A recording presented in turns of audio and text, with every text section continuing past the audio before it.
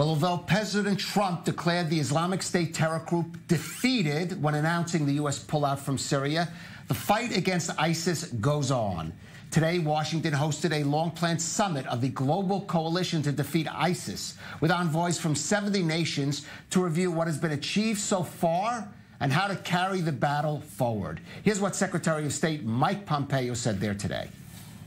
We must recommit ourselves to the goal of permanently defeating ISIS. For our victory to be final and enduring, ISIS must no longer pose a threat to our respective homelands or function as a global network. There must be no more safe haven from which it can operate. In this new era, local law enforcement and information sharing will be crucial, and our fight will not necessarily always be military-led. That's why President Trump's announcement that U.S. troops will be withdrawing from Syria is not the end of America's fight. The fight is one that we will continue to wage alongside of you. The drawdown of troops is essentially a tactical change. It is not a change in the mission. So is ISIS defeated or not? And what is U.S. policy going forward? Joining us from Belgium is Sim Tack, a global analyst for Stratford Worldview. But first, let's go to our Mounira Al Hmoud at the State Department at that event. Mounira, so we've heard from Mike Pompeo. What exactly is the goal of this meeting? What's expected to come out of it? Right, Nurit, you just heard Secretary Pompeo saying that the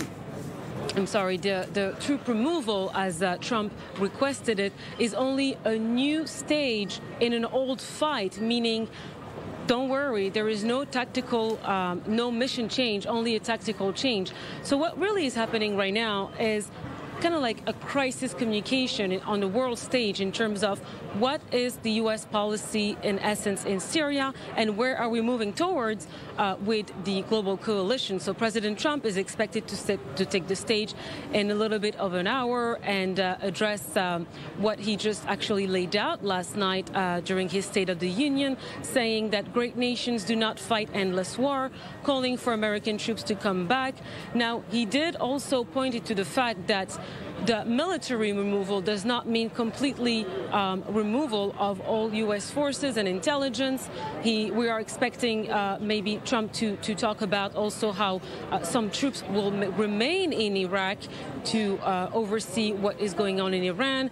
Iran being the prime problem remaining for the main U.S.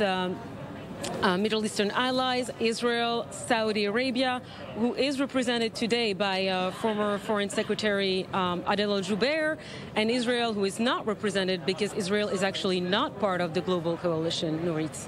And Sim Tack, what concrete steps or measures should be coming out of that meeting in order to carry the fight against Islamic State forward into the next stage?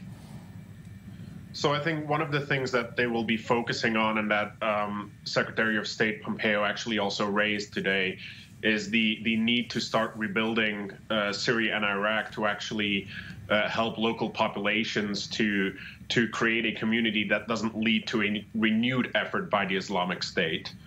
And in addition to that, I think there's also going to be a lot of focus on how exactly to structure that remaining counter-terrorist effort in the region. Sim, do you think that is your impression that the United States is going to be part of that fight? Because on one hand, we hear Pompeo saying, I'll read exactly, America will continue to lead the fight. On the other hand, you hear President Trump saying, we're pulling all troops out of Syria. The job is done. So it's important to look at this job in two different ways, right? The United States and the rest of the coalition have made great achievements in defeating the territorial capabilities of the Islamic State, but it's also important to realize that the Islamic State core leadership is still out there and have gone underground and will continue to conduct their operations as a terrorist cell. And that's something where the U.S. can definitely still be engaged. As you mentioned, the roles of intelligence collection, training of local forces, all those kind of efforts will kind of build together to a regional strategy. And Sim, outside the Middle East, we have seen Islamic State operating through both its own, say, agents and people you might call as sort of sympathizers or identify with the movement.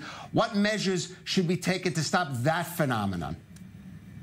So that is actually an interesting question. We've seen a lot of the Islamic State affiliates continue to be very successful in places like Nigeria, Afghanistan, and that's definitely going to be something that will probably get a little more attention now.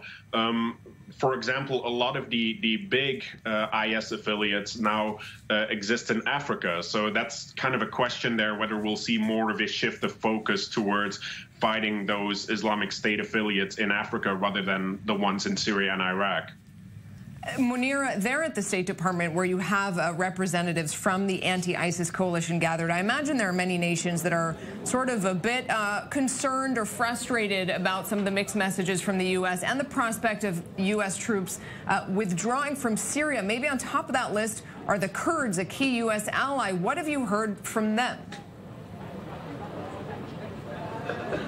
Right, Nurit, I was mentioning the key Middle Eastern allies, Israel, Saudi Arabia, but perhaps the groups that is most important are the Kurds. And actually, Secretary Pompeo has not really mentioned the Kurdish Peshmerga in his speech this morning.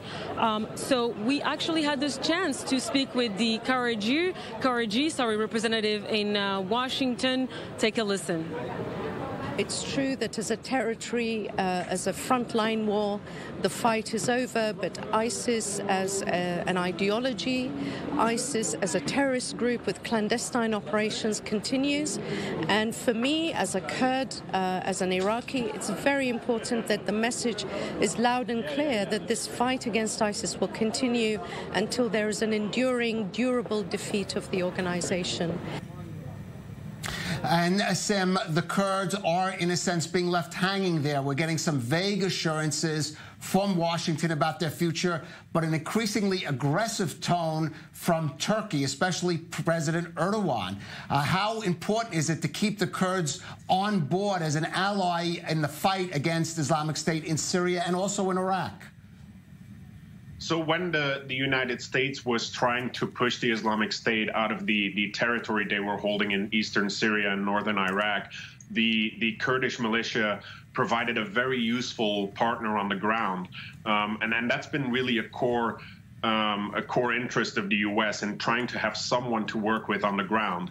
Of course, now that that territorial fight is reaching its end, the Kurdish importance to the U.S. has really dropped to a very low degree. And I think that's why we see the U.S. comfortable about talking about potentially pulling out. And you're right, this does leave the Kurdish people kind of hanging, and we'll have to see what exactly Turkey undertakes and how aggressive they will act against them. All right. Sim Tack in Belgium and Mounira Al Hmoud in Washington.